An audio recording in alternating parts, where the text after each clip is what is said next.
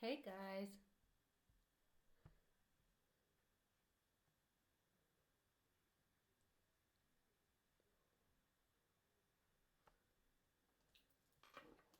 Hello.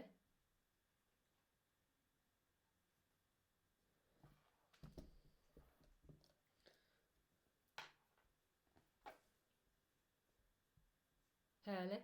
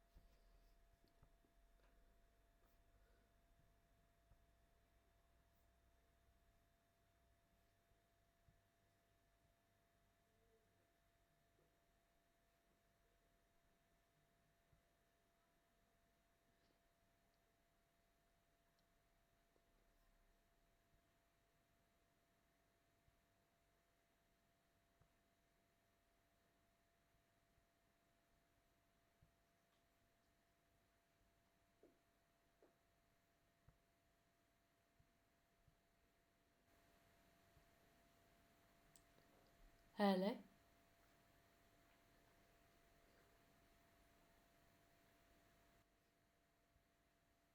Hello.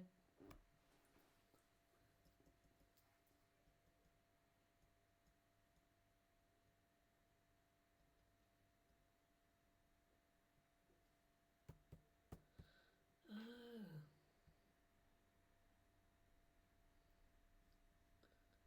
Settings.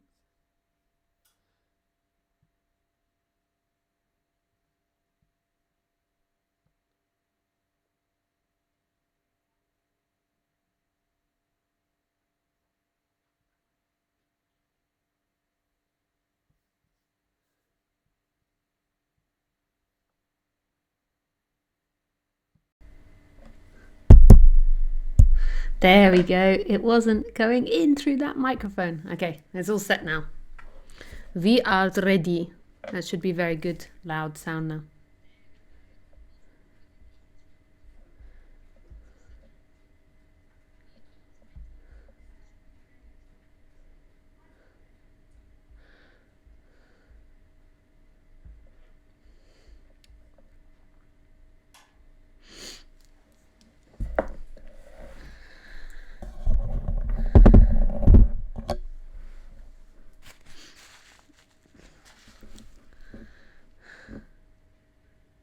So hi guys, welcome to Livestream. If this is the first time you've ever seen me on Livestream, then the way you ask questions is through Skype, which is Lisa Cairns 12. If you want to speak to me on Skype, then please make sure that your Skype is set up correctly, that you've got a headset with a microphone so it doesn't loop back the audio, and that you know how to use it, and know that if I call you, you're going to have to turn off the sound on YouTube and listen to me through Skype. So just be prepared if that is to happen. But don't worry, I'll talk you through it if you get super confused. But the most important is that you know that Skype works. You've tested Skype. You can do a test call, Skype call inside Skype, and that you've got a headset so that the sound doesn't loop back and you've got a microphone. and that it's set up well, and that you've got good enough internet as well. If not, you can write me a question. I don't get through all the questions and all the requests just because I get too many, but you're very welcome to write me a question. I do these talks every 6 o'clock on Sunday and Wednesday. And you can find the information in the blocks below. You can visit my website and find events that I'm doing. The next event that I'm doing is in Spain at the end of March for Easter. That's a 7-day intensive retreat. So you can join that.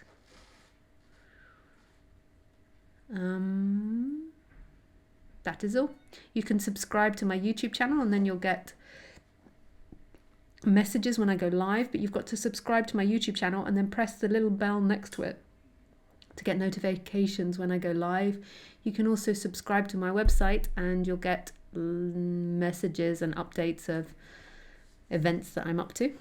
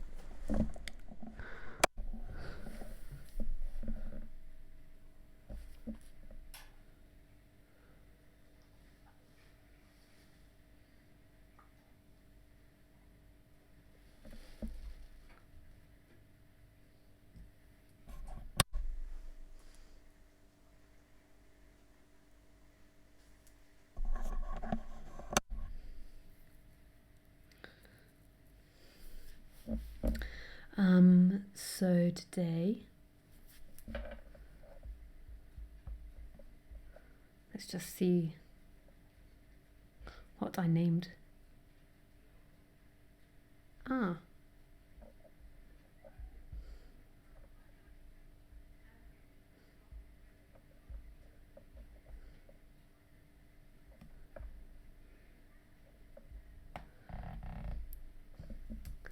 Okay, so I have to take the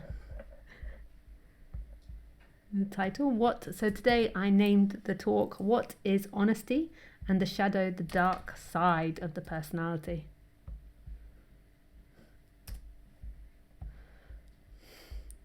Very interesting subject.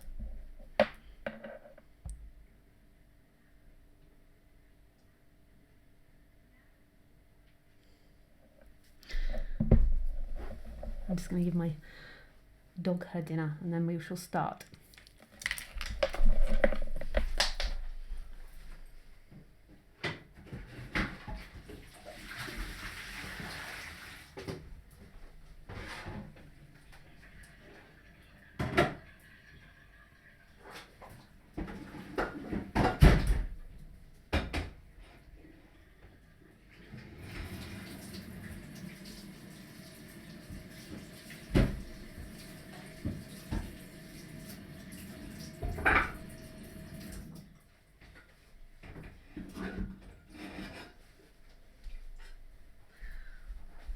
So this is what Khaleesi gets for dinner. It's a raw bone, but I just slightly warmed it to cook the meat on the outside because she can sometimes be fussy when it's raw. She struggles to see. And the really great thing about living where I live is the butcher gives me the leftover meat for free, and it's just going in the bin if the dogs don't eat it. So I feed a lot of the food I don't pay for, but I do also buy her treats, which I do pay for. And the other good thing about it is it's leftover meat, so it's not directly supporting the buying of animals. Yes, she's a little excited now.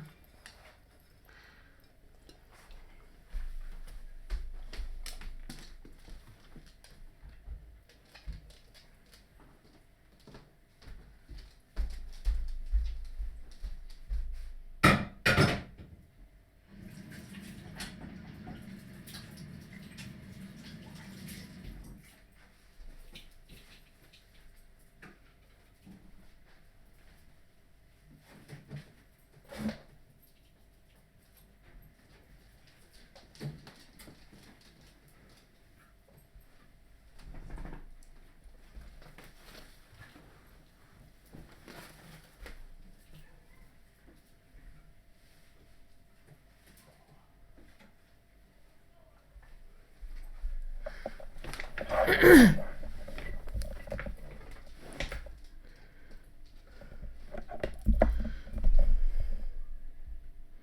that's a bit better. There we go. I don't look such bright colour now.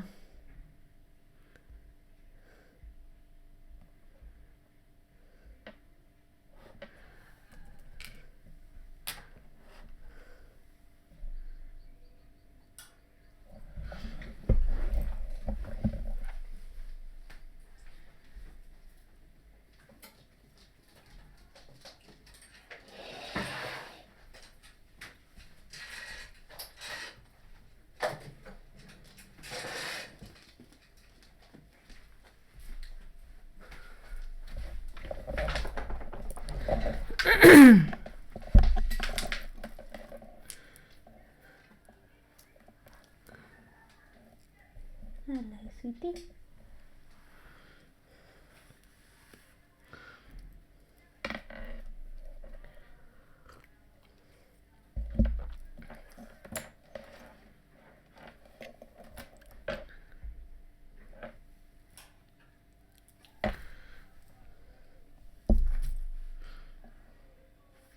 Well, you don't want your din din. She loves to have chicken, so sometimes she's a little bit picky. She turns her nose up at these things and is like, give me the chicken, woman. What do you take me for? You want the chicken? And then eventually she eats it because I won't give it the chicken. Dogs love chicken. You can't always have chicken. You can't. You can't always have chicken. So I was watching this nice video today which described the shadow side, and I'll talk about that a bit longer. I was talking about it with you the other day, and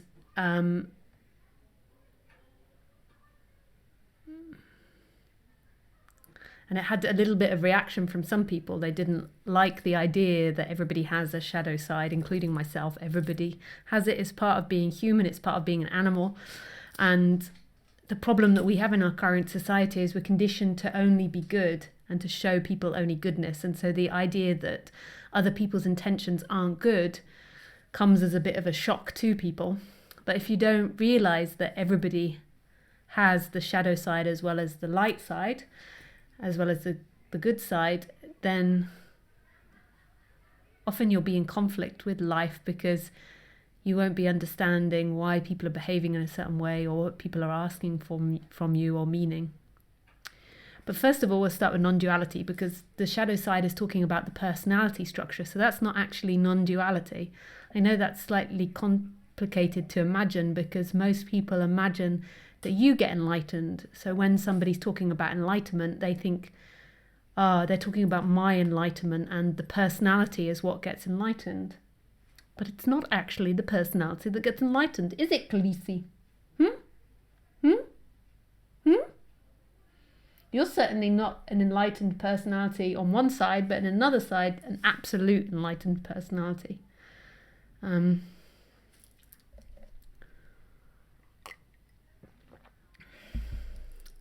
So what is non-duality?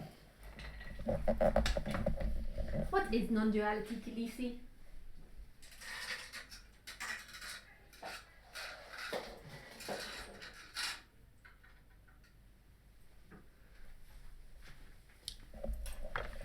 So non-duality to me is the most amazing subject there is.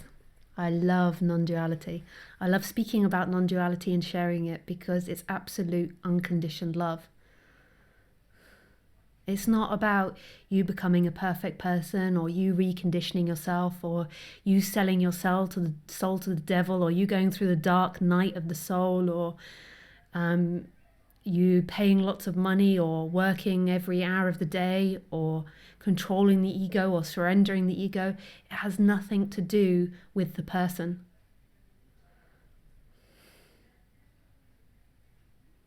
However, on the personality level, the person can be so busy that sometimes this message is really hard to hear beyond the person if the person is so loud and screaming, look at me, look at me, look at me. And so sometimes that personality structure has to settle down and become more balanced and more in line with itself, not more enlightened, but more in line with itself, which could be multiple different manifestations. But ultimately, non-duality's got nothing to do with what happens in the personality. Non-duality is remembering of something that's beyond the personality. This is so hard to talk about. It really is.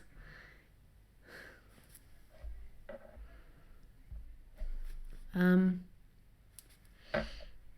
love it. It's the most beautiful thing there is we can talk about, but it's so incredibly hard. There's so many different ways you could phrase it, and there's no right way. I think if I were to have my favorite, the one that my heart sings the most at, it would be the everything and nothing. That this is everything appearing as nothing. And that this experience now isn't personal, but is everything expressing itself, and that everything is not a thing. It's not limited to one thing, it's no thing, and it's everything. I love that expression of it, but that makes very little sense to the majority of people, and very hard to teach or to speak about. So then my next favourite one would be the empty looking and the I am. And I really like that too. And that makes it slightly easier to talk about. So we're going to start with the birth in this life, because in this life you can remember back to being a child. You can't remember previous lives because your brain is only designed to remember this life. Your recording instrument can only remember in this life. So we're just going to talk about this life. We're not going to talk about past lives. Sometimes people have memories of past lives because it's in your cells, it's in your DNA. But often that's quite abstract and religious to a lot of people. I had memories of last lives, and I still have memories that affect me in this life of last lives.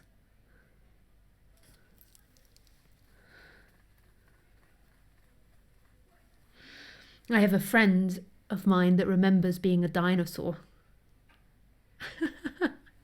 I remember when he first told me that, I thought it was very humorous, because he's a very straight person and just talking very straight and into the stock markets. And then he was like, when I was a dinosaur, I had an injury around my mouth, and so I often find doing this releases that injury. And I was like,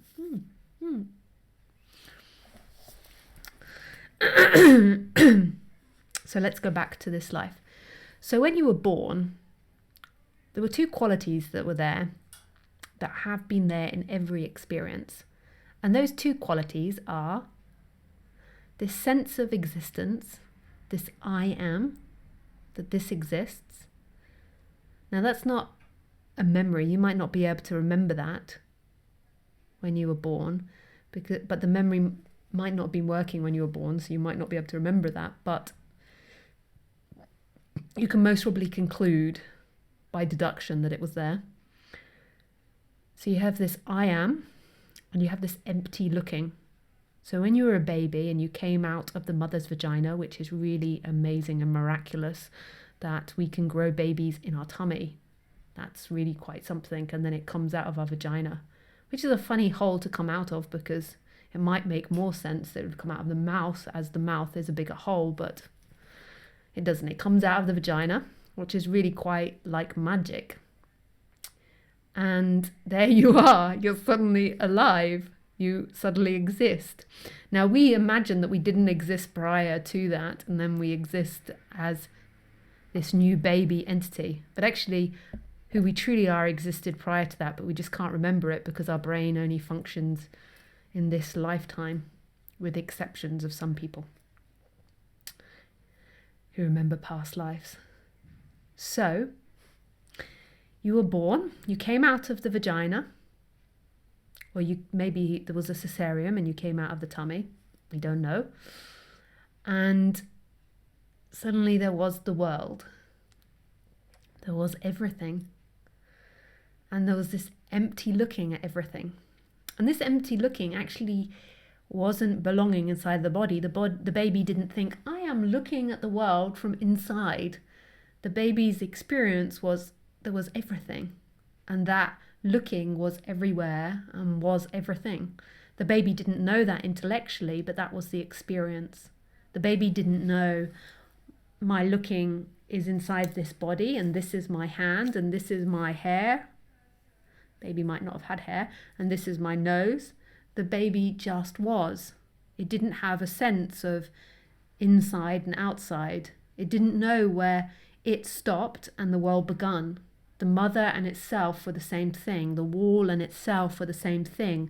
The crib and itself were the same thing. It had no concept of inside and out. Not even a feeling of it at that age. If you look at a baby, because they get a bit older, they suddenly become aware of the hand. They're like, what is this? And they can't think this is my hand. This is something that comes as the brain cognitive abilities kick in more and begin to say and report, this is my hand. Even though they could function to an extent, so the baby, if it's eating, it can move towards the food to an extent, there is no cognitive recognition that it is doing it. At some age, that comes in. So it has this empty looking. It also has a sense of existence. It sense that it is. Some people call that I am, but all teachers call it different things. So don't rely on the fact that I'm speaking in the same way that other teachers do. Some people call the I am the first identity, but the sense of existence to me is the same as the empty looking. The empty looking I call the emptiness, and the I am I call the everything, the nothing and the everything. It's just my way of splitting up a subject that's impossible to even talk about. So it's something you're going to have to be creative with. And for some personality structures, they don't like it not being logical and all fitting into character categories. And if you are that, don't let it put you off. If you're feeling like, oh God, it's got to make sense, I don't like this chaos or it not making sense, just relax and it will eventually come clear. So just relax to these concepts and just let them wash over you. And when you're ready, they will come clear. Don't be freaked out by it not making sense. And those of you that enjoy chaos and maybe have a more creative and chaotic mind, or they are open to newness, then they'll enjoy this and they'll be like, ooh, something I don't understand. So the different personality types will respond differently. So, and don't think you might project her, she's a bad teacher, she can't put it well. It's not just me, everybody struggles. Other teachers might be more definite in the way that they explain it, like this is right, but that's just their teaching style. This is an impossibility to talk about because it's prior to language. It's the infinite, it's that which is prior to the dualistic reality, or the dualistic supposed reality. So then at some age, the baby begins to get this sense that it is inside this body, that it is a name, that it's called, say, Khalithi. Oh no, that's too confusing. That it's called Lily. So prior to that, the baby just was. It was limitless. Its consciousness was limitless. Its sense of existence was limitless. There was just everything, and there was nothing experiencing that everything. There was simply everything. Then at some point, something happens in the brain and in the body mechanism where the baby begins to feel like it exists inside this body, and it feels like somebody is in relationship with someone else. A friend of mine told me this really amazing developmental part with both their children. I'm going to do it with a fruit. Now this fruit is really, really, really, really sour. It's obviously a wild orange, and I bought it at the market this morning not realizing. It tastes more like a cross between a very sour lemon and a very sour grapefruit. So when I throw it, I'm not wasting food. Nobody could possibly eat this. I don't think there's anything you could do with this. So in both his children, he noticed at a certain age, like 6 months to a year, or maybe it was older, the baby would get an object, it would look at an object, so it obviously had some form of sense of self at this age. Then it would throw the object over its head, like so. Khaleesi's off to examine. What is it, Isi? And what would happen is the baby would throw the object over its head, and the first stage would be the baby didn't respond. It was gone. There was nothing there. The lemon had gone. There was nothing there. Hey, E. Hello.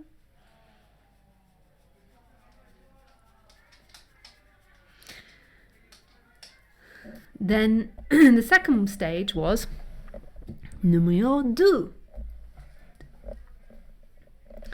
The second stage was the baby would take the object, it would throw it over its head, and then it would turn round and look. Well, is it Khaleesi? You see the orange? And it would do the same. It would take the object, throw it over its head, and then look. And repetitively, boop, and look. Hello, EE. Hello, you beautiful. Then, the third stage, we get a numéro 3. Then, you have to move out of the way, Khaleesi. Come on, Khaleesi. It would throw the orange over the head, and then it would cry. It wouldn't look, it would throw the orange over the head, and it would cry. The baby would cry. Oh, is that fun? So, what happened in that experience? The baby at first threw the orange and didn't look, and just didn't have any sense. It was just gone. It was gone. The second one was it threw it over the head, and it realized that it still existed when it was gone, and it turned round to examine. So the orange was thrown over the head, turned round, examined, it still existed. The third one was the baby threw the orange over the head, comprehended it was gone, and comprehended that it didn't have the orange anymore, and cried. That it was gone, but it still existed, and it, as the baby, didn't have it anymore, and it was gone. And this is the beginning of the sense of self. So prior to that cognitive ability kicking in, time didn't exist. So the question to you now, for you to ponder,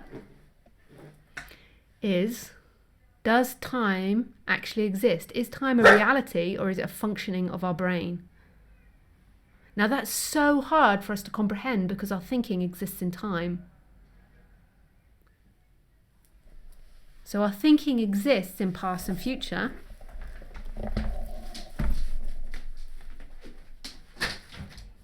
Come on. So our thinking exists in past and future. But does it actually exist? Is it a reality? So right now, if we imagine an elephant, that's existing in time, that imagination. We're imagining an elephant from the past and we're putting it in our head. So does that actually exist? What about at night when you dream? So you go to bed at night and you dream a dream, and when you wake up in the morning, the dream is gone. Did it actually exist? Was there actually a timeline? Did somebody actually run around in a dream and find a lion and do a cartwheel and turn into an ant? Did that actually happen?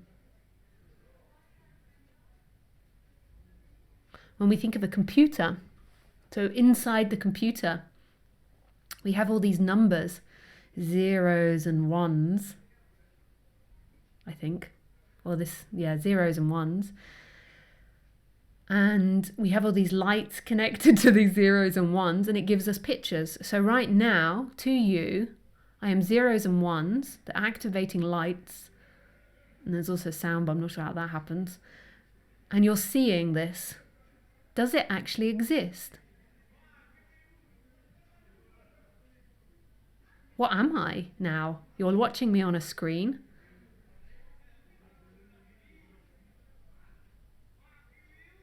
Does time exist?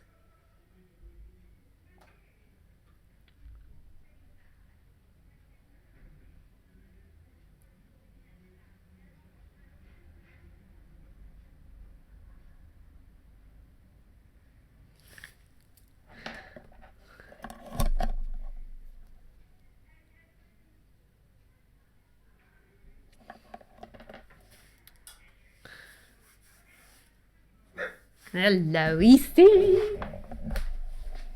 See what's in this door now? Come on, East. On you go. Jump.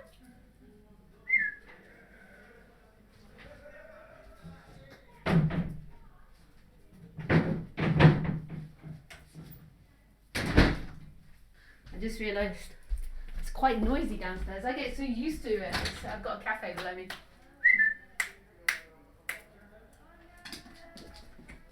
I get so used to the drunk people or the people drinking cafe, or sometimes they're singing.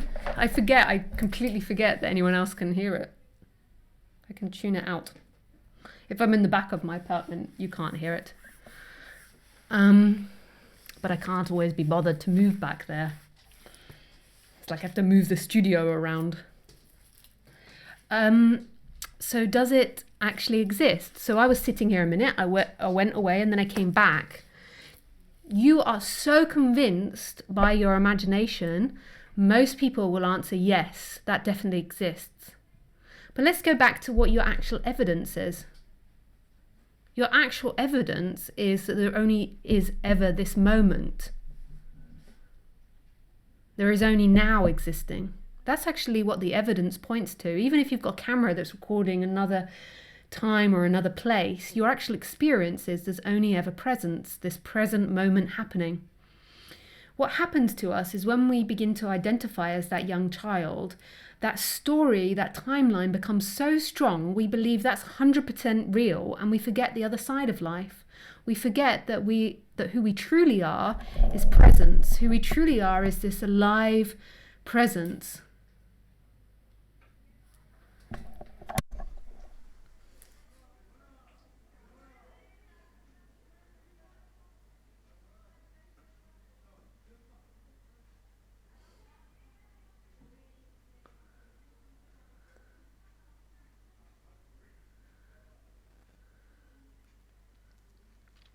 And what we think is reality is the timeline, is our story about what's happening. So we get convinced by our story of what's happening. And this is why we begin to suffer, because we believe who we are is a limitation, when actually who we truly are is limitlessness, is wholeness, is oneness. And when we believe solely that we're a limitation, we are a limit. Like, there is the experience of this person, so in that experience of duality there is limitation and non-limitation, but ultimately who we are is non-limitation, is this love, is freedom. But when we are solely identified with that person and we forget about our infinite nature, then we begin to suffer.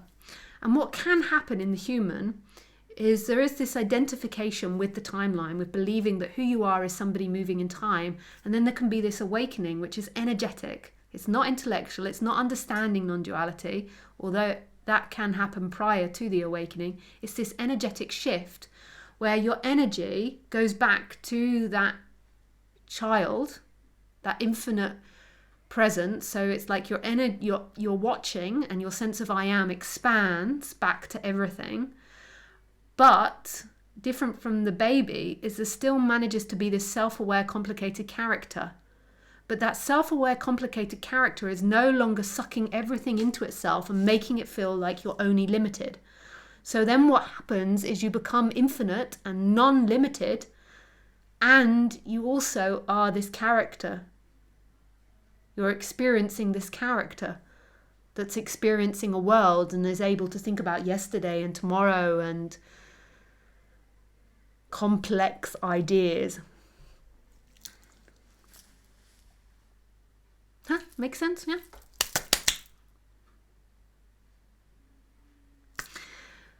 This realization and this energetic shift seems to happen when studying non-duality and studying awakening. But we as humans cannot comprehend what the awakening path or process is, because ultimately, on the ultimate level, there is no time and there is no person to awaken, and there is no awakening process. But on the relative level, it seems that the person gets involved in this subject and it begins to question its knowledge and its fundamental beliefs and what it thinks it believes. It stops running away from that which scares it, and it understands itself. It becomes an honest person. It understands its shadow. It understands, or it's open to understanding its shadow. I have to admit that I'm still learning about the complexities of Lisa.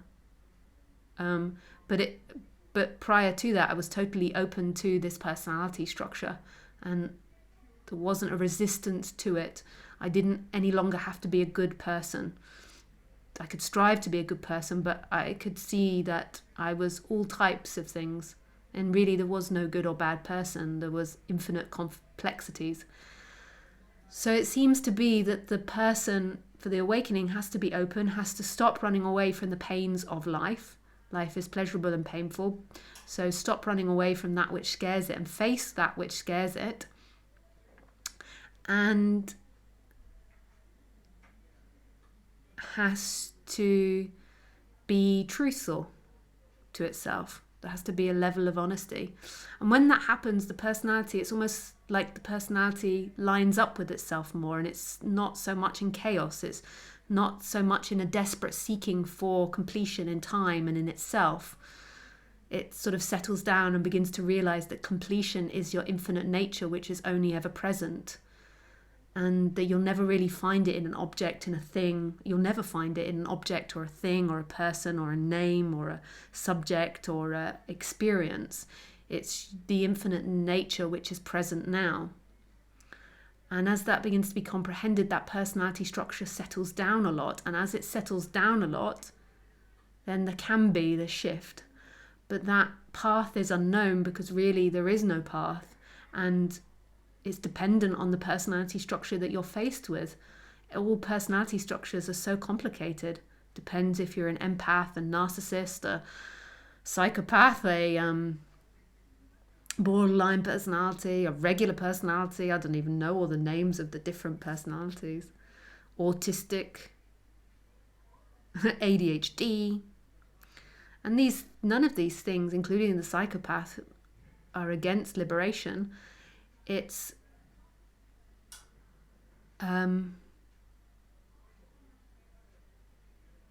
none of them are. It's not that you have to be the saint in order to get liberated. In order to get liberated, you have to be the courageous. You have to be willing to look at yourself.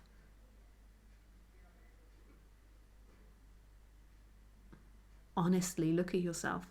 And that is one of the hardest things for anyone to do. Everyone's like, oh, can I just avoid this and be good? Can I just avoid this and be victim? So the complexity of the personality structure, knowing yourself. The way I did it was that I was super lucky. I lived with a teacher who kept pointing out stuff to me, even though I didn't really like it. Him pointing stuff out to me, I could feel how beneficial it was after I realized. At the time when he pointed it out, it was like, oh, painful and uncomfortable. I didn't want to know. I particularly didn't want to know anything negative about myself. So can't I just be enlightened?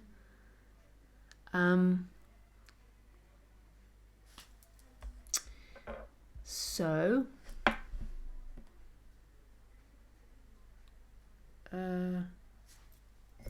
Now today, let me have a look at my subject again. We're going to be what is honesty and the shadow. So the way I did it was living with this teacher and meeting lots of different teachers, and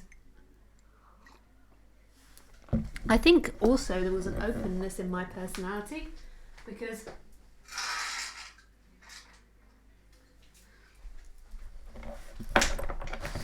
you see, I was just adjusting my light. Now, I know loads of you'd like to project onto me that I was adjusting my light to help you guys, because if I have the perfect light, then it will help you guys get enlightened. But actually, I was adjusting the light so you could see my eyes better and I look more beautiful. Predominantly so you can see my eyes better. Not for you though, for me, because I want that, because I'm a bit of a perfectionist.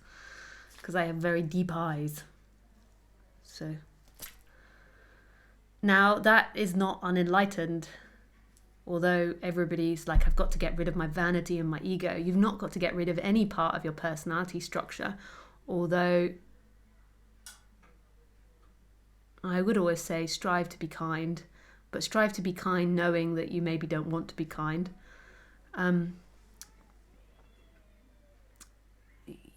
What it is getting to know yourself, getting to know and accept about yourself that you like, say, looking beautiful, or you like being powerful, or you like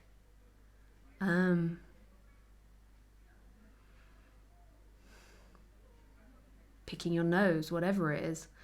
These dynamics, though, in childhood are told to you as being undesirable dynamics. So what the mind does is it completely suppresses them, and it tries to only produce and be and tell itself the dynamics which it's being praised for.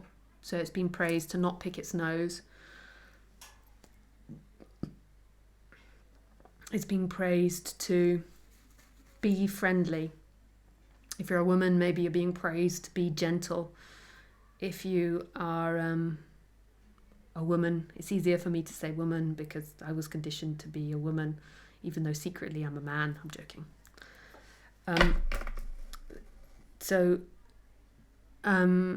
Be gentle.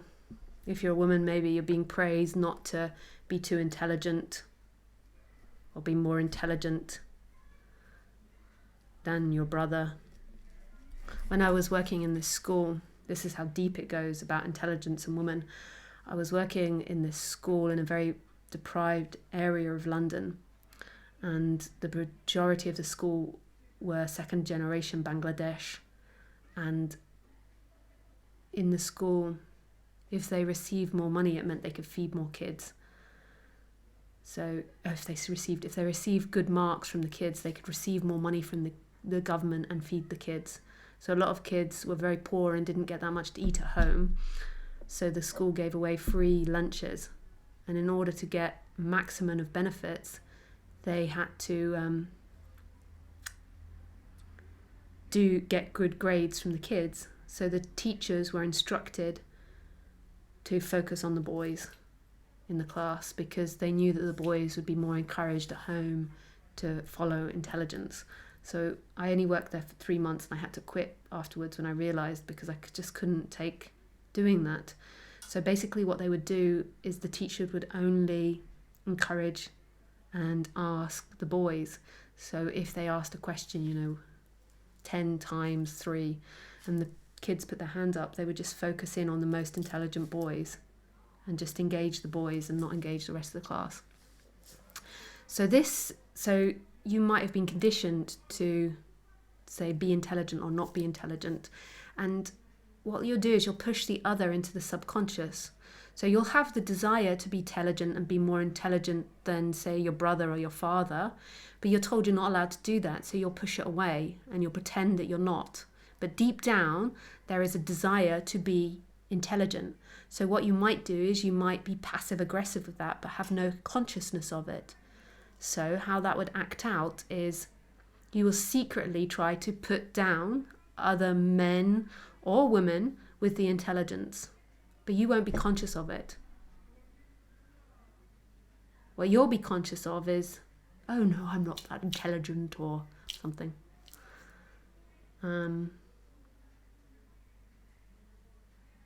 I don't have that. have a little bit of a funny relationship around intelligence, because I only recently discovered that I was highly intelligent. I was dyslexic at school, so I was always told I wasn't intelligent, even though they knew I was highly intelligent because they did a test, but nobody told me. So I didn't realize that I had high intelligence. So I have a bit of a funny relationship. So you might have heard me say in past videos that I'm not very intelligent, because I thought that I didn't have that high intelligence. I thought I had like slightly high intelligence, but actually I have quite high intelligence. But I have some bizarre conditioning around that. So basically, coming aware of your shadow is just coming aware of what you're pushing down, and that might not necessarily change. So you still might be in a situation where you are trying to prove your intelligence, but you know it's conscious. You're playing the game awake. Most humans aren't aware they're playing a game. They wouldn't even admit that they're playing a game, but you're always playing a game as a human.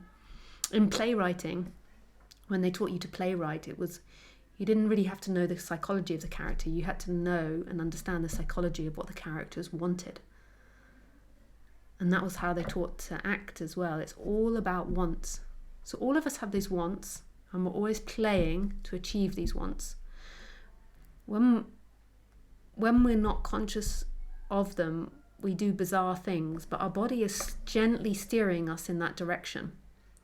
So say, I was listening to a psychologist on the internet today, and who was really making me chuckle. I'm not going to tell you the psychologist's name because politically I don't agree with him all the time, but he's a genius and he's brilliant. But politically he's got sometimes suspect politics. Anyway, he was making fun today about feminists. Now, I might get a lot of emails criticizing me. I'm not saying I agree with this, but I understand his point. And it really demonstrates well what I mean by the shadow. Okay. So, and I used to notice this in peace activists. I noticed this when I used to, I was an activist for animals, believe it or not. I know that seems like I never talk about that. That's like an impossibility that I could be an activist for animals, but surprisingly I am. I even have a jumper here, which some of you might be interested in.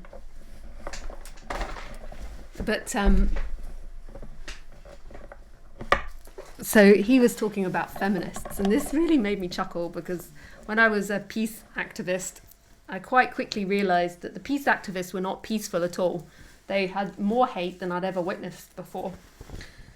But I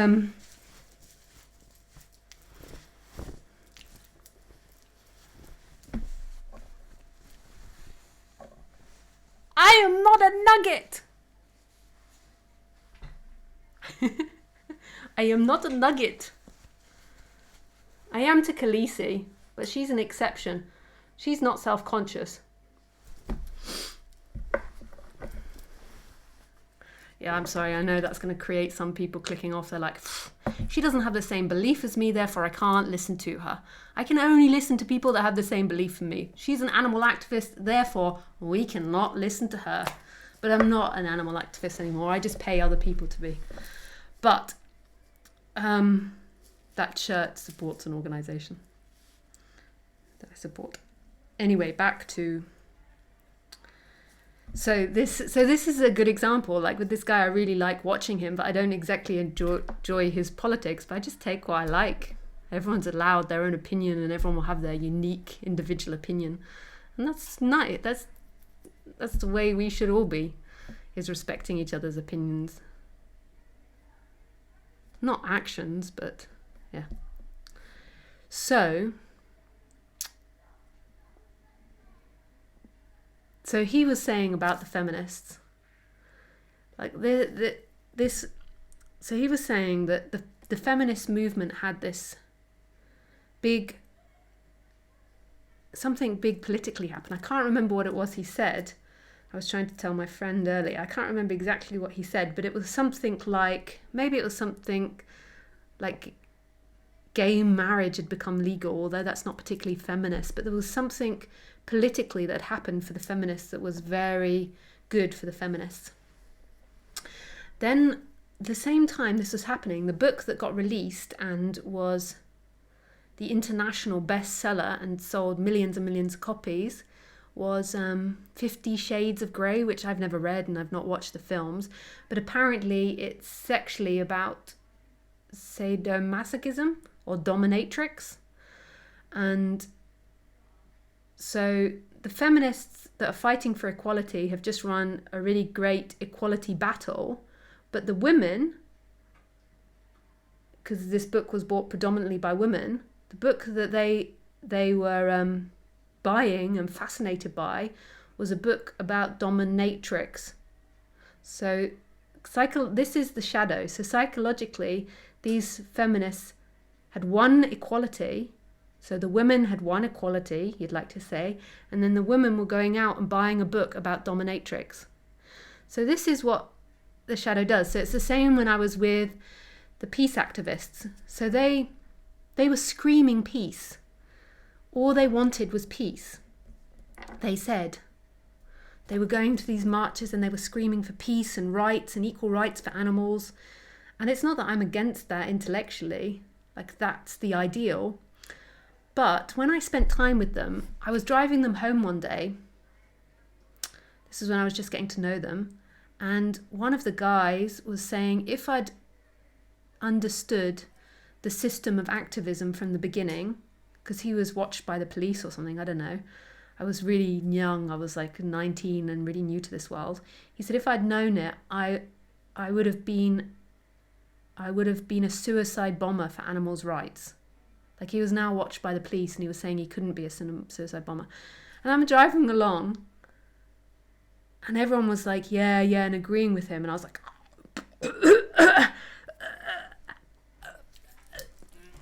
hang on. How? This is what the shadow side is. So my teacher used to say, watch out for the ones that scream for peace. So why are they screaming for peace? And if they're fixated on peace, don't you notice that they need to fixate also on hatred and destruction? It's like they're obsessed with both. It's like in order to be a peace activist, you need somebody destroying something. Like imagine if everything was suddenly peaceful, what would the peace activists do? Would they be satisfied?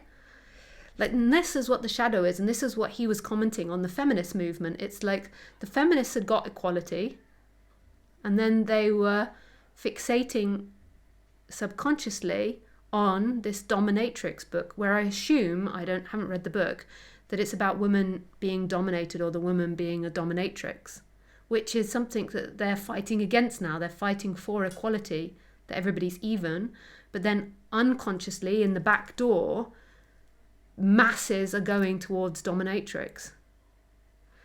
So this is what our personality structures do. And because we've been told these things are bad as child, we've pushed them into our unconscious and we act out the opposite. So you can notice it in yourself. So I can't think of one now. I can only ever think of ones in myself. So if I were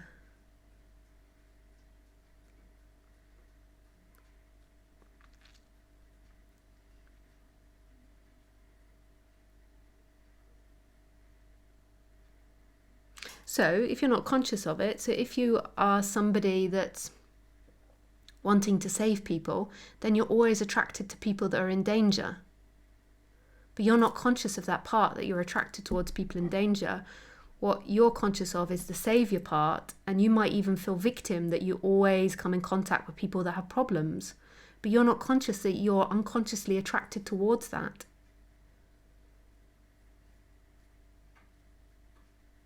You see what I mean? So I know Lisa. I'm not going to tell you all Lisa's little games, because not actually because I mind admitting them. If I knew you in person, I would, but I mind admitting them online where my mum could see. I admit a lot to her, but I don't want to embarrass her or anything. No, most probably do, but like not like, because these sorts of things, I mean, these sorts of things can create war from other people. People can get so outraged by these sorts of things.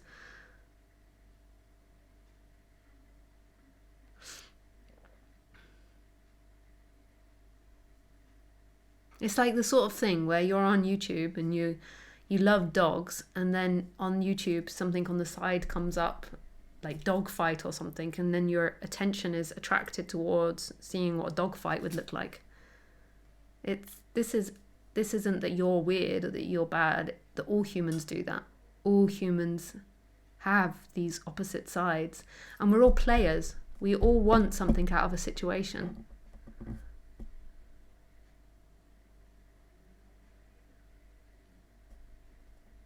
On the human level. So ultimately it's just happening on the absolute level. But on the human level, it's all done in patterns. So my pattern on the human level, say with these talks, like I really get something out of seeing people change and grow and expand.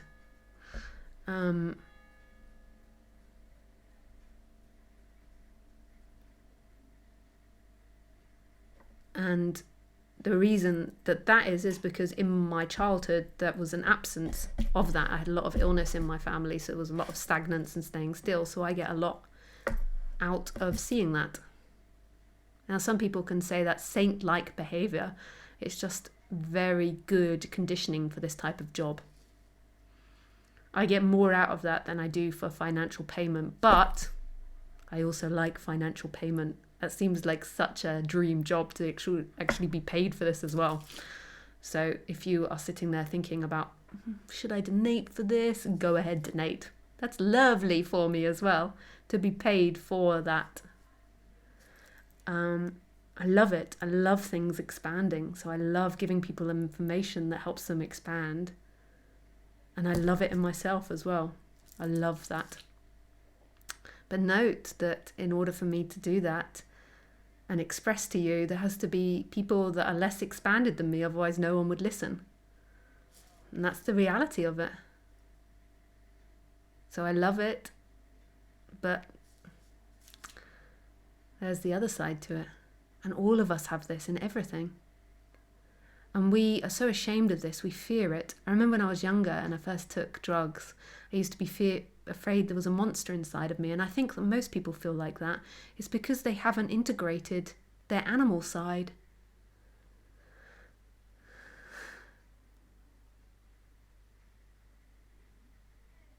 And a lot of these spiritual practices are sometimes about integrating an animal side, like connecting back with nature and an animal. Like when I did ayahuasca and shamanism, my animal was the wolf. I am the she-wolf, which has negative and positive sides. People often see the wolf as negative, but it's not negative at all. The wolf is an animal that will die for its pack, will do anything for its pack. It shares its food with its pack. Everything is about the pack. It's the hero. The wolf is the hero. Like the top wolf doesn't go at the front of the pack, the top wolf goes at the back. Because if anyone's going to be left behind, it will be the pack leader, not the weaker ones, not the old or the sickly at the back. If anyone's going to be attacked from the back, it will be the pack leader. Isn't that cool? So the second in charge leads the pack, and then the pack leader is at the back and will take the fall for anyone. But they're fierce. They're fierce. They fight to death. They're warriors. That's my animal. I am a warrior. I dared to look at myself. I dared to inquire. It's the most scary thing you'll ever do. More scary than somebody in the forest. The fears in your mind are more scary than anything you can imagine outside of yourself, but that is your mind.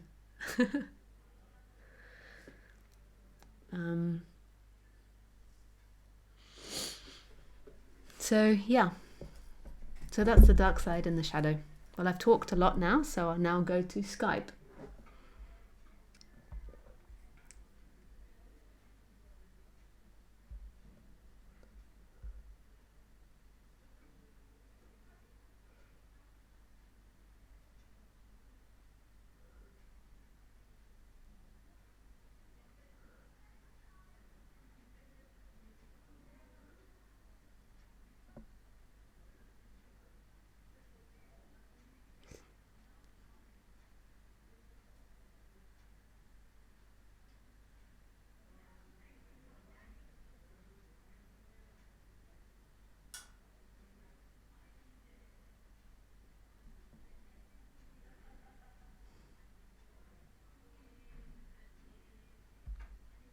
Hey Sue.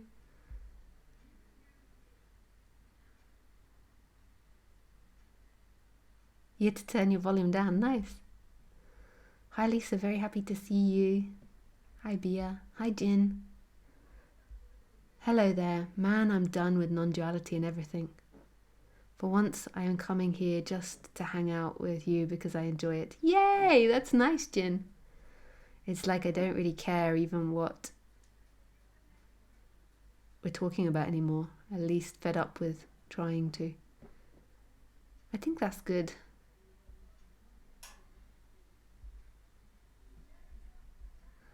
Hi, Lisa. I listen from Costa Rica, Central America. I would like to add you as a contact.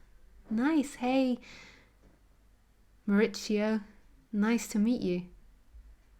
Laurie. Oh my God, you're in your new place. No, this isn't my new place. I'm still in my old place. They don't think it'll be ready till the end of April now. Takes a long time renovations. Last week I was contemplating that all thoughts are just clouds in the sky passing. It's not the first time, of course, but then I had a clear and sustained seeing that everything is our clouds. This personality, her story, all experiences, everything. It's so beautiful and relaxing and peaceful. Yeah. The crazy thing is that, of course, that state seeing passes too, and I slowly get pulled back towards identification and think what I can do to stay in that clear seeing state all the time, even though I know there's no real doer here. It can be a little crazy making. Yeah, for sure. I think that you must, Carmela, be missing something in that state. Like you're focusing on the wrong thing. You're focusing on your intellectual interpretation of it. So when you have that clear seeing, you're focusing on that you've got it still. Like see that even when that clear seeing happens, nobody gets it. It's always there. Even when the person comes in and is in pain or has lots of painful thoughts, that clear seeing is still present. So what happens is bits of our mind can identify with it. So we have those awakenings, and then a part of your mind is identified with that.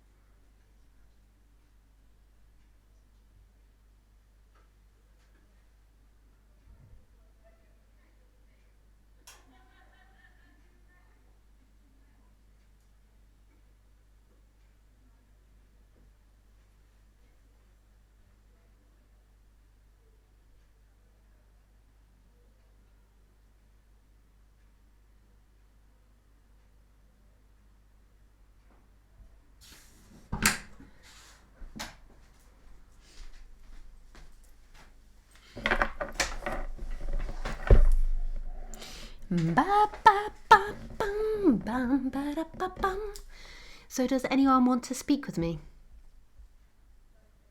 Would anyone like to call?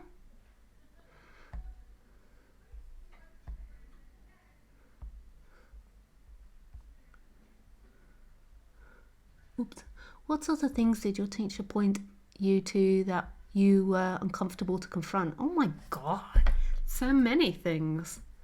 I remember the worst one was, no, not the worst one, but one that I found very difficult was the idea of like the law of attraction, that my energy was creating stuff that happened in my environment. So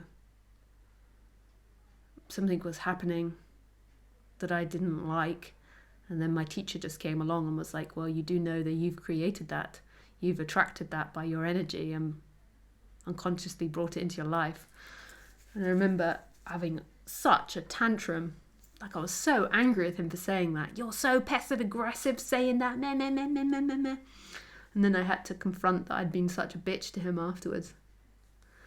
Because that's quite a hard idea to reflect on. Like, it really triggered all my, like, I had attracted this difficult situation into my life. Which on one level it's true, on another level it's not true, but on one level it is. Like, it's coming open to everything. Like, when you're in that strong victimhood, then you're positive that it's happened to you, know that person did it. But if everything's your mind, then of course you've attracted it. But then on another level, you're not controlling your mind is just happening. Like, you don't choose consciously for that person to come in, but the dream is happening that way.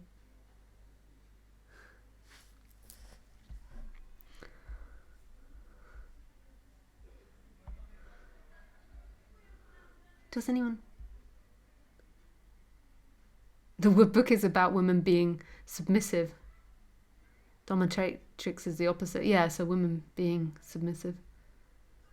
Does anyone want to call?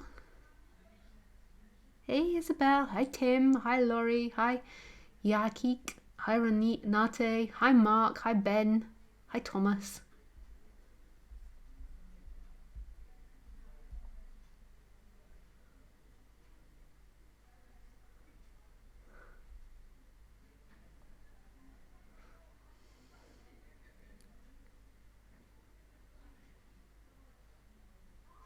Okay, Ben, call. You're the first one I saw. I just lost a plug to my speaker. My phone. One second.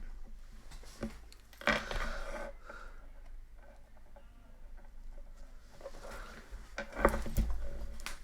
just need to eat something. I'm sorry, my body's a bit out of funny today.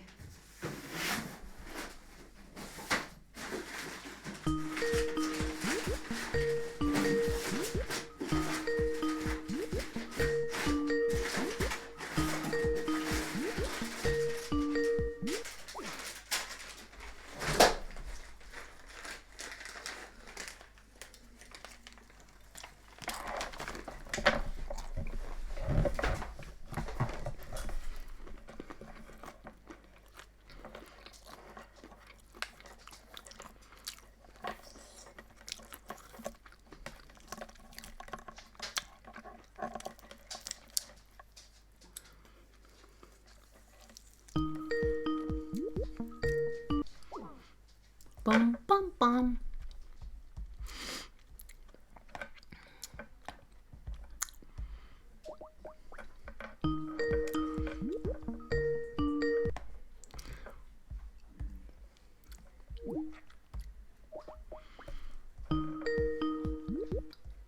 Hey, Ben. Hi, Lisa. Hey. 1 second. Can you hear me okay? Yeah, it sounds like you've got really good sound. That's rare. Oh, Normally good. people Excellent. don't. Nice. Hopefully I won't get interrupted by my daughters Oh, yeah. upstairs. Oh, but if you could keep your video off because my man to stressing my computer out. Thanks. No problem.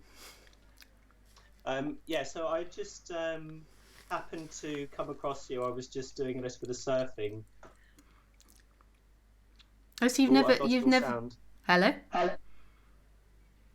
You can't hear me? Oh yeah, no, I can now. Yep. So I was just yeah, I had a question really. When you said you just came across, have you been into non-duality before? Oh yeah, for a long time. Okay, Yeah, so you know the kind of basic concepts. yeah, and it was the first time I'd come across your, you know, My videos. yeah, Are you all right? Are you hearing me okay? yeah. It's just a little bit strange because there's like a gap between. I can see your lips move, and then I have to wait a little bit, and then I hear it. Uh, I think you're listening. What are you listening to? Are you listening to me on YouTube or on Skype? I think I'm. Oh, good point. I don't know actually. Because you shouldn't be seeing my video because my video on YouTube's not in time with my Skype audio. You know, like Okay, so let me YouTube, just switch to the Skype. yeah, but you can't see me through Skype because it's not good enough for internet. Yeah. Okay. Cool. All Yeah, right. you got it. Because Yeah. when you live stream, it's always a couple of seconds behind. Okay. Okay. But we're Cool. talking right directly in the moment, whereas what you're seeing in the video is a few seconds gone. Okay. I see. Right. I'm with you.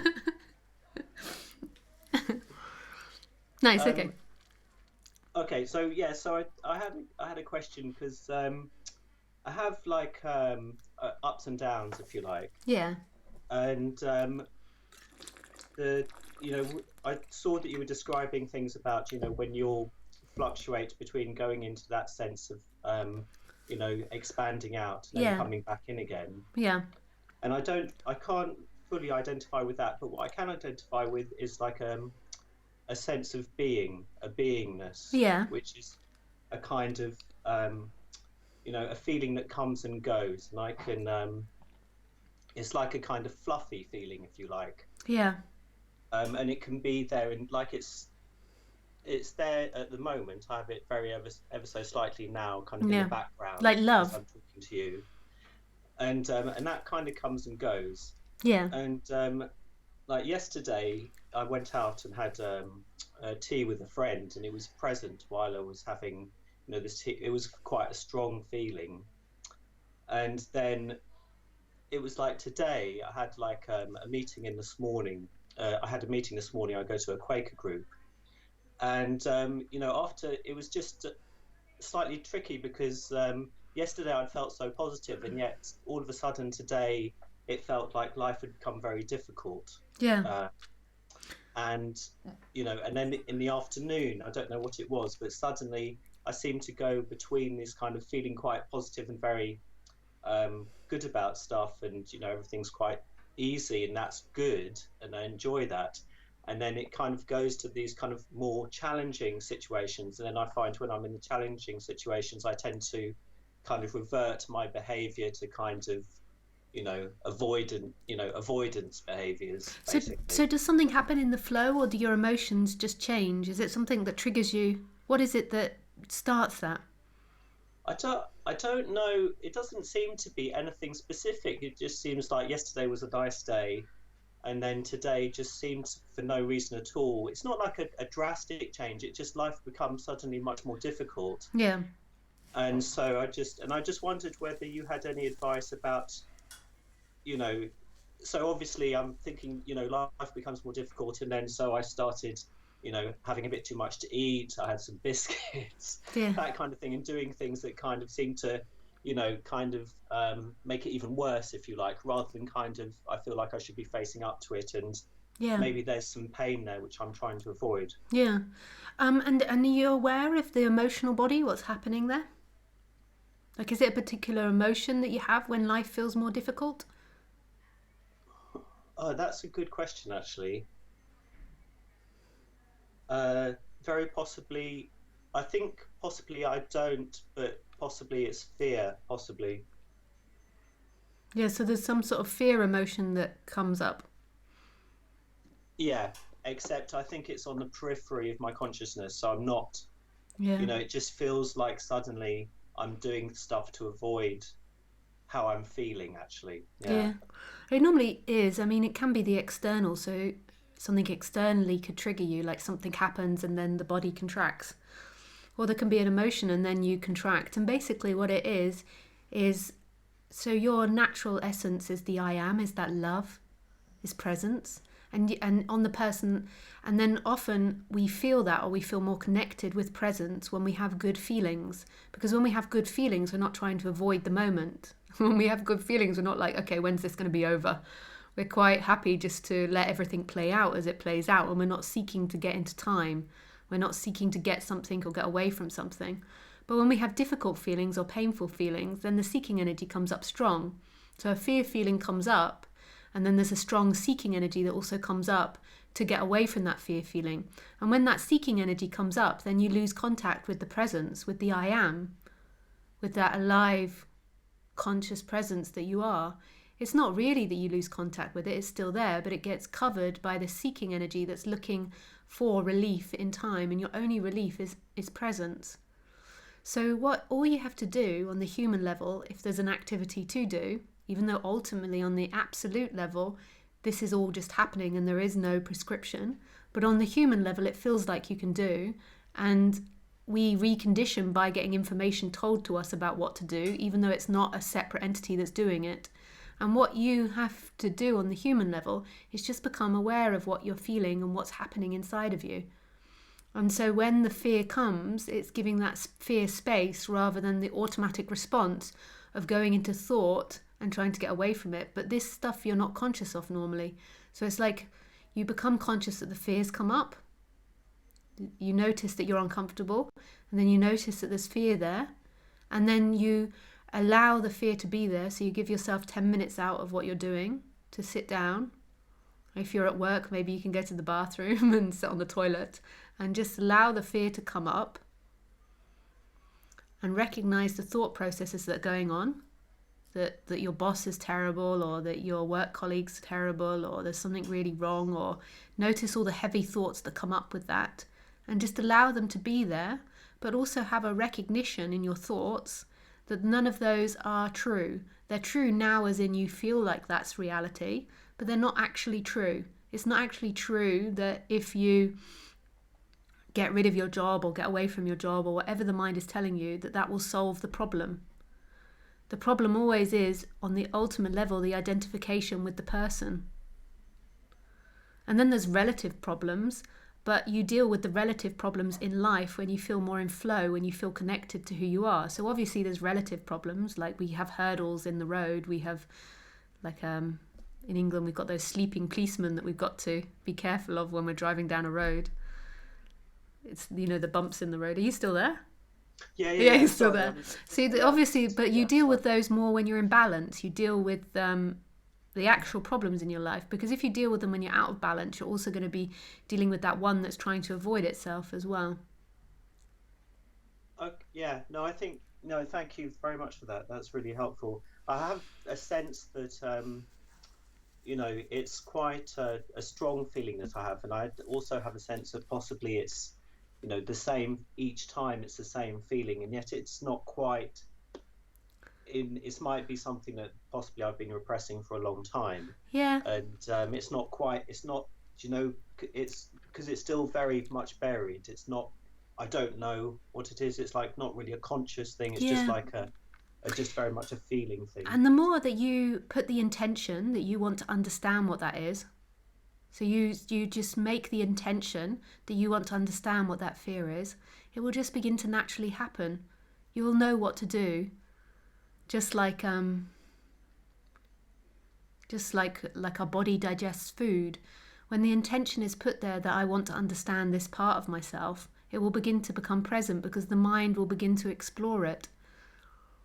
And and then just by listening to this subject and putting your attention on non-duality, you're becoming more aware of yourself, or more aware of that unconscious stuff.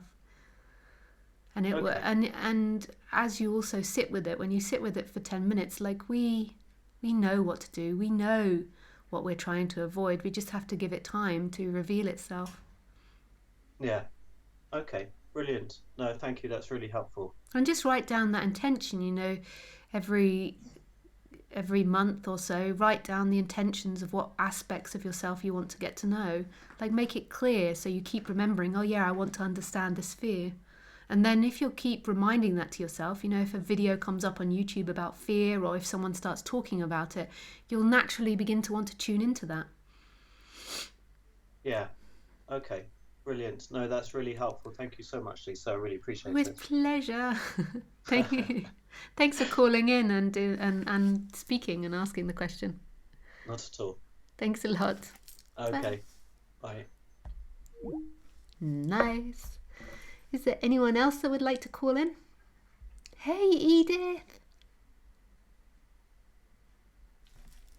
I was going to write to you today, Edith, and ask how your retreat was going on, but now I don't need to write to you.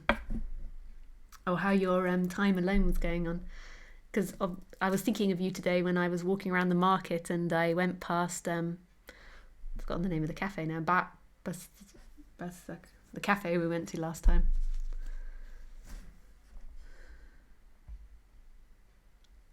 Hi, Antonia. Hi, Lisa. Love you very much. Thank you for your talks. With pleasure. It really is a pleasure. Thank you for asking questions and listening and being here, because if it wasn't for people asking questions, then there wouldn't be any urge to speak. So it's a two-way thing. And I've just learned so much from being a speaker. Like I just feel so much gratitude for being given this opportunity, because I have learned so much the last 7-8 years that I've been speaking about personality dynamics, about having this role, Lisa embodying this role of going through phases of wanting to speak and not wanting to speak, of being in the public. Like, all of it's been an adventure and a mystery, and learning all these different things. Hi, Tim. Hi, Lisa. As always, pleasant to listen to you. I always feel lonely around people, even my parents, and to a great extent around my best friend. I wonder if after the realization that there is no separation, the person feels more or less lonely. I think that you should explore that loneliness.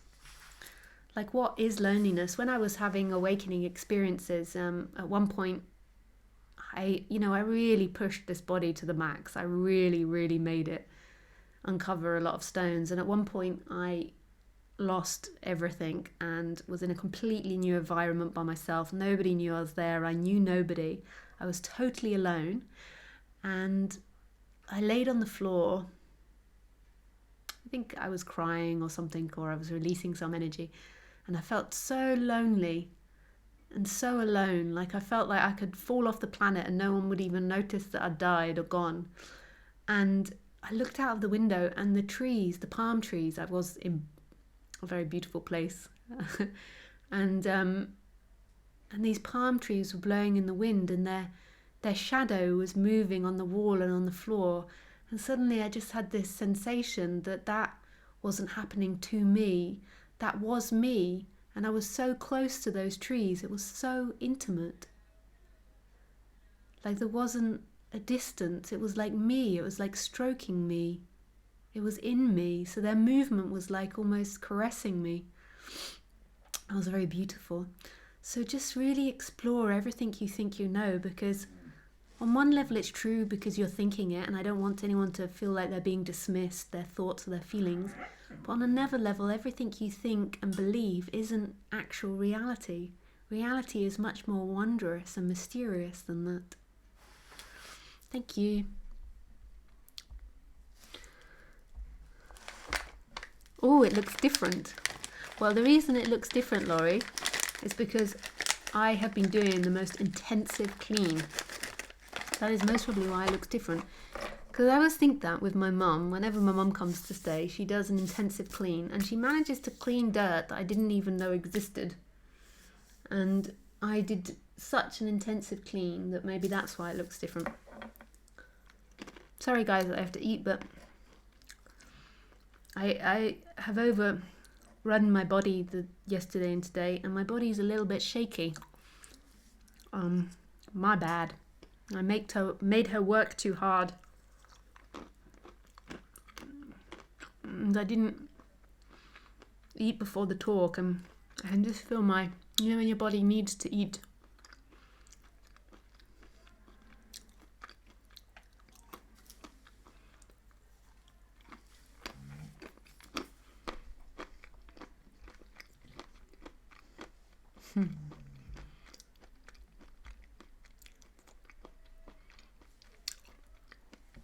What is death to you? Death is love. Like, we have this big fear of this big unknown thing that's really scary, but there's absolutely nothing to be afraid of. The pain before death might be painful, but in death it's just an expansion back into the love that you are. It's total disidentification with a form. The Buddhists call it nirvana. So in life you can only be enlightened, and in death it's nirvana, because in life you're still always going to be looking through an instrument. So there's always going to be this aspect of duality, and in death everything disappears, so it's infinite, just infinity. Whereas this is infinite, but it's the infinite appearing as the finite.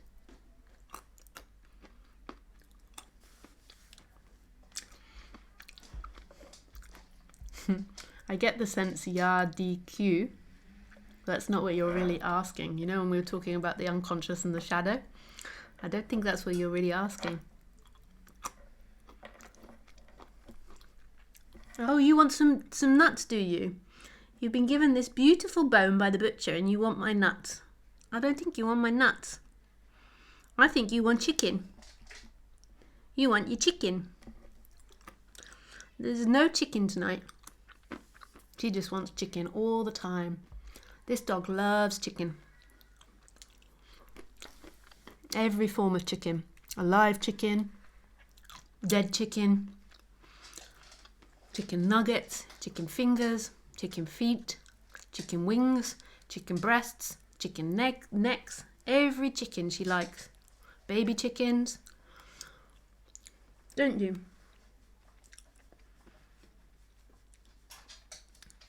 Don't you?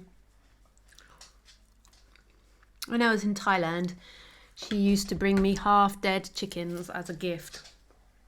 Didn't you? And I was very naughty. Lisa had to pay a lot of her money in apologies.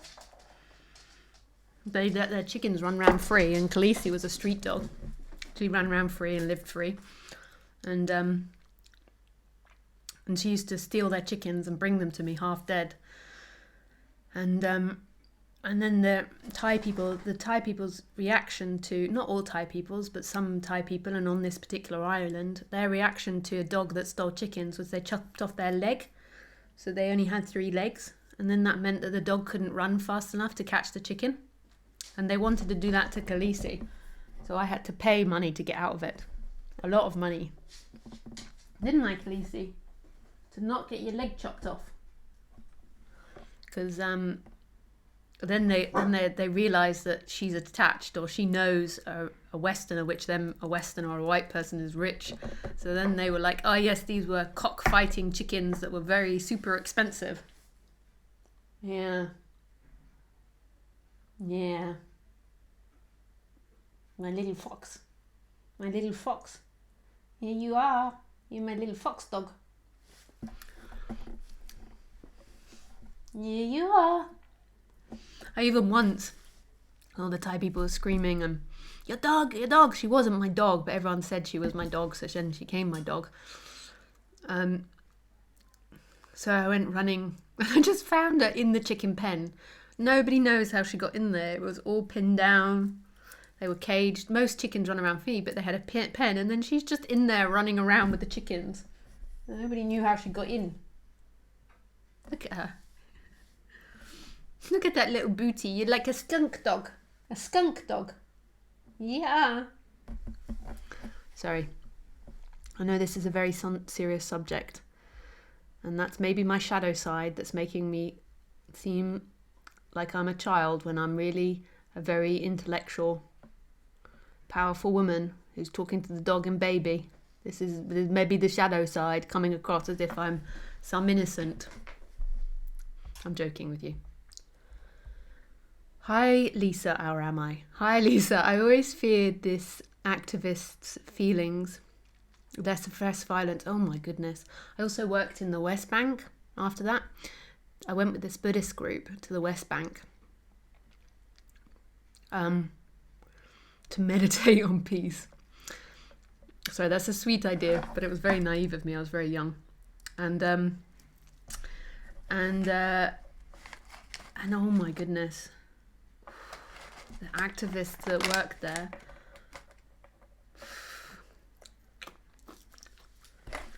oof, ooh la la. If I thought the animal activists were bad, the hatred that was there was from like the one day the a Palestinian woman blew herself up and killed lots of Israeli soldiers, and all the people in the town were celebrating, and the activists wanted to celebrate, and they were really offended that I wouldn't celebrate with them. Like they thought, you're on the Israeli side. Scary energy. And the worst part of it is it's hidden under the idea of the greater good. It's a very scary idea. I think that's everybody. Oh no, there's lots more. Hey Ben.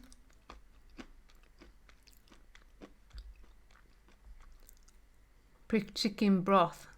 Yeah, she likes chicken broth. Every form of chicken. Hello Lisa, how are you? Can I call? I think I have to go now. I'm off out to the cinema with my friends. So thank you so much.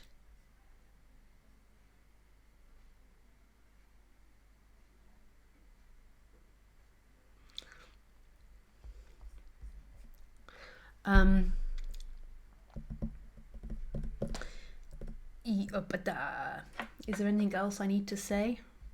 Speak now or forever hold your peace. I think that I've said everything, so I think that's the end. I'm going to quickly eat my dinner and go to the cinema and walk Khaleesi. And I love you. Thank you so much. And the next time I will be streaming is Wednesday at 6 p.m. French time. Thank you very much for the person that called in. I forgot when your name was Ben. That was really lovely. I like talking with people. And you had very good audio equipment. So thanks. Thanks a lot. Bye guys.